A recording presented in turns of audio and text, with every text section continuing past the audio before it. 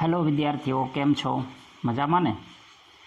હવે આપણે અગાઉ 2-3 વિડીયો મેં મોકલ્યા છે, આમાં એ બધા તૈયાર ક્યાંકથી ગોતીને યુટ્યુબમાંથી એમ મોકલ્યા છે, પણ હવેથી જાતે જ વિડીયો બનાવીને તમારા સુધી હું પહોંચાડીશ.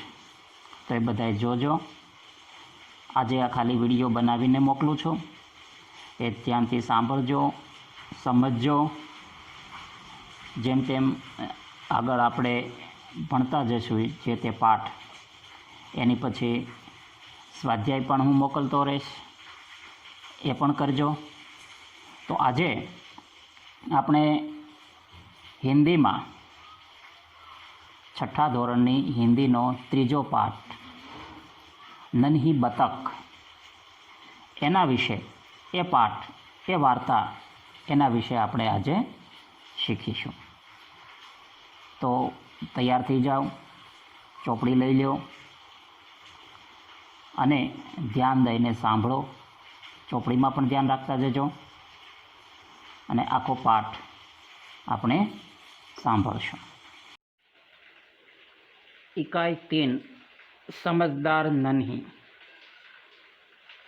इस कहानी में व्यक्ति को किसी भी परिस्थिति में भलाई करने का अपना स्वभाव नहीं छोड़ना चाहिए, यह बात प्रस्तुत की गई है.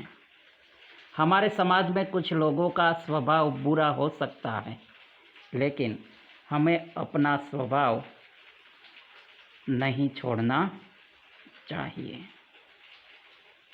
तो इस कहानी में ऐसी ही एक नन्ही सी बतख की बात की गई है, जो अपने अच्छे स्वभाव को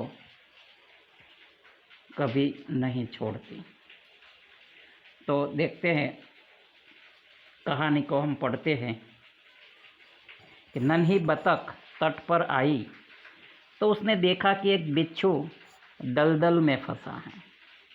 छोटी सी बतख नदी के तट पर आई तो उसने देखा कि एक छोटा सा बिच्छू दलदल, यानी कि जो हम गुजराती में कहते हैं उसे कादव कीचड़, उस दलदल में फंस गया है. बिच्छू ने नन्ही से प्रार्थना की, बहन मुझे बचा लो. नन्ही को उस पर दया आ गई. उसने बिच्छू को दलदल से उठाकर सूखे स्थान पर रख दिया. बिच्छू को शैतानी सूझी. जो शैतान है उसे तो शैतानी सूझेगी ही. उसने नन्ही को डंक मार दिया. नन्ही पीड़ा से तड़प उठी. उसने बिच्छू से पूछा, क्यों भाई, तुमने मुझे डंक क्यों मारा? बिच्छू लापरवाही से बोला, क्या करो, डंक मारना मेरा स्वभाव है. नन्ही बोली, तुम ये गंदी आदत छोड़ दो, नहीं तो कोई मुसीबत में तुम्हारी रक्षा नहीं करेगा. बिच्छू उसकी बात अनसुनी कर आगे बढ़ गया. ये अनसुनी करना एक मुहावरा है. अनसुनी करना कि कोई भी बात पर ध्यान न देना. तो इसी तरह ध्यान दिए बिना बिच्छू तो आगे बढ़ गया, उसकी बात का उन्हें अनसुना कर दिया. नन्ही अपनी माँ के पास नदी में चली गई. माँ ने पूछा, नन्ही बेटी तुम कहाँ रह गई थी? तो नन्ही बोली, माँ एक बिच्छू दलदल में फंस गया था, उसे बचाने में देर हो गई. माँ खुश होकर बोली, बेटी यह तुमने बहुत अच्छा काम किया है. हम अच्छे काम करते हैं तो हमारी प्रशंसा होती है. इसी तरह नन्ही की भी प्रशंसा हुई अपनी माँ के मुंह से। नन्ही बोली, लेकिन बदले में उसने मुझे डंक मार दिया। माँ बोली, बिच्छू अपनी गंदी आदत का गुलाम है, तुम उसे चाहे कितनी बार बचाओ वह बार बार डंक मारता रहेगा। नन्ही बोली, माँ मैं उसकी गंदी आदत छुड़ा कर रहूंगी। कुछ दिन बाद बिच्छू के प्राण पुनः संकट में पड़ गए, यानी कि फिर दलदल में या पानी में फंस गया। इस बार वह पानी की धारा में जा गिरा। नदी में जो पानी की धारा थी वहां फंस गया था और डूबने उतारने लगा। मौत सामने देखकर बिच्छू को नन्ही की याद आई। वह नन्ही को पुकारने लगा। नन्ही ने उसकी करुण पुकार सुन ली। वह झपक कर बिच्छू के पास आ गई। सहसा ही उसके मन में विचार आया, अब मैं इस गंदे स्वभाव वाले बिच्छू को नहीं बचाऊंगी। एक बार विचार तो आ गया कि नहीं, ये तो मुझे डंक मार देगा, नहीं बचाना है, नहीं बचाऊंगी उसे। बिच्छू गिड़गिड़ाने लगा, रोने लगा। गुजराती में कहें तो उसे आजीजी करने लगा। बहन मुझ पर दया करो। नन्ही का मन डोल गया। उसने सोचा, हो सकता है इसने अपनी गंदी आदत छोड़ दी हो। नन्ही दयालु थी। जो अच्छे स्वभाव वाले होते हैं वो व्यक्ति किसी पर भी दया खा जाता है। तो फिर उसे दया आ गई। सोचने लगी कि शायद उसने अपनी ये गंदी आदत छोड़ दी हो। नन्ही ने बिच्छू को दोबारा जीवन दान दिया। बिच्छू अपने स्वभाव के अनुसार उसे डंक मारने के लिए आगे बढ़ा। नन्ही उसका इरादा समझ गई। वह मुस्कुराकर बोली, बिच्छू भाई ठिठक क्यों गए, डंक मारो। बिच्छू शर्म से पानी पानी हो गया। वह खिसियाकर बोला, बहन एक बात बताओ, मैंने सदा तुम्हारे साथ विश्वासघात किया, फिर भी तुमने मेरे साथ भलाई ही की, ऐसा क्यों। नन्ही बोली कि भलाई करना मेरा स्वभाव है। मैं तुमसे बदला लेने के लिए अपनी अच्छी आदत क्यों छोड़ दूं। मेरा काम बचाना है। मैं मुसीबत में पड़े को बार बार बचाती रहूंगी। तुम्हारा काम डंक मारना है, तुम डंक मारते रहो, देखती हूँ कौन जीतता है। बिच्छू पछतावे से भर गया। बोला, नन्ही बहन आज तुम जीत गई। मैं वचन देता हूँ कि अब मैं किसी निर्दोष जीव को डंक नहीं मारूंगा। नन्ही खुश होकर नदी में चल दी। माँ ने आज फिर पूछा कि बेटी कहाँ देर कर दी। नन्ही ने पूरी घटना बता दी। माँ प्यार से बोली, प्यारी समझदार नन्ही, भले लोग अपनी बार बार की भलाई से इसी तरह बुरे लोगों बार बार की भलाई से इसी तरह बुरे लोगों को भला बनने की राह दिखाते हैं। नन्ही प्रसन्न होकर थिरकने लगी, खुश हो गई अपनी प्रशंसा सुनकर। तो इस प्रकार नन्ही ने जो अपना स्वभाव अच्छाई का था वो किसी भी तरह नहीं छोड़ा और एक बार उसे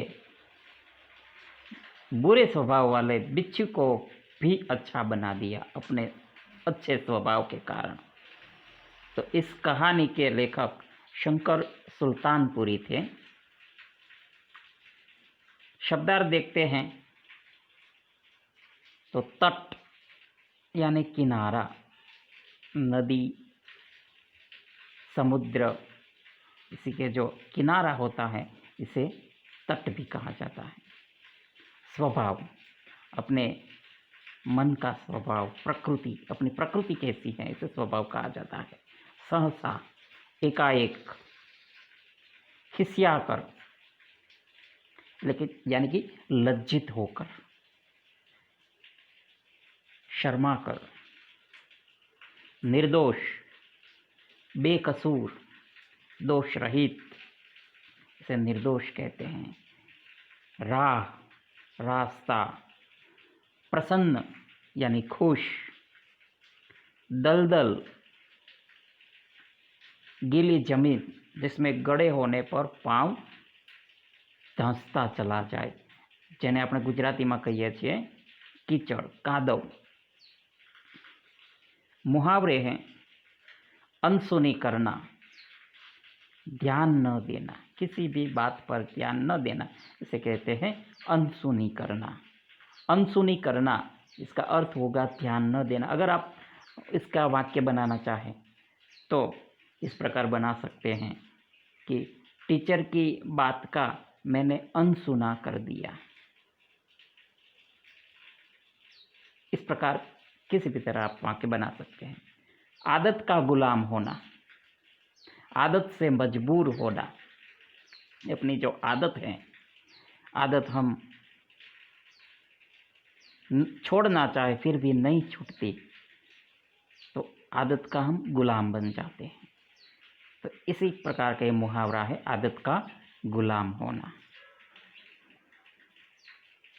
किसी को कोई बुरी आदत हो, चोर को चोरी करने की आदत हो, फिर भी वह अपनी आदत नहीं छोड़ सकता। इसी प्रकार इसका वाक्य हम बना सकते हैं कि एक चोर पुलिस के हाथों मार खाने के बावजूद चोरी करता ही रहता है, क्योंकि वह अपनी आदत का गुलाम हो गया था। वचन देना, वादा करना, किसी के काम के लिए हम वादा करते हैं, इसे वचन देना कहते हैं। कि मैं वचन देता हूँ कि अगली परीक्षा में अगर तो ऐसे भी कह सकते हैं कि इस कोरोना महामारी में मैं भले स्कूल न जाऊँ लेकिन घर बैठे अभ्यास करने का वचन देता हूँ, यानी वचन देती हूँ। मन डोलना, विचार बदलना, किसी के प्रति कोई विचार बदल दे, हम अपना मन डोलना इसे कहते हैं।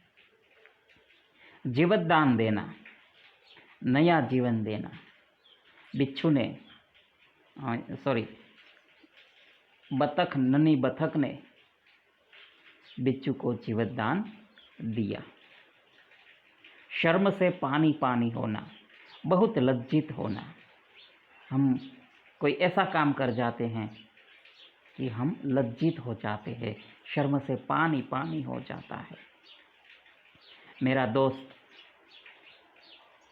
पढ़ाई में कमज़ोर था, तो 6ठी कक्षा में फेल हुआ, तो वह शर्म से पानी पानी हो गया। इसी प्रकार हम इसका वाक्य का प्रयोग कर सकते हैं। थिरकने लगना, खुशी से नाचने लगना।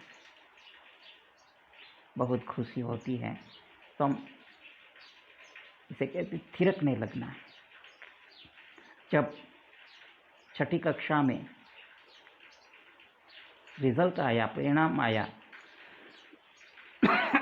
तब पहला नंबर रिजल्ट का देखकर मैं खुशी से थिरकने लगा, मेरा मन थिरकने लगा। इस प्रकार हम वाक्य बना सकते हैं।